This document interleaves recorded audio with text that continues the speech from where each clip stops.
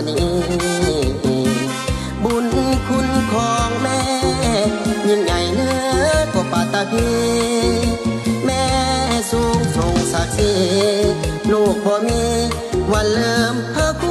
ณวันที่8 เดือน 3เป็นวันในน้ำของแม่ศรัทธาด้วยใจจริงแท้แม่ที่ลูกเธอทุนเลี้ยงลูกจนใหญ่ยุ่งบ่ให้ไตให้บ่ให้สูญภาคเพียรเลี้ยงลูกทุกคน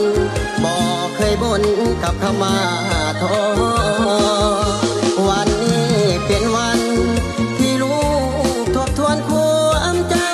ำที่8 เดือน 3ดอกไม้งามงามให้แม่จากสอแม่คงชื่นใจกว่าลูกยิ่งสายจนน้ำตาคอสุขใจที่แม่เฝ้ารอลูกเติบโตมาทางชีวิตขออวยพรใส่แม่มีสุขภาพเข้มแข็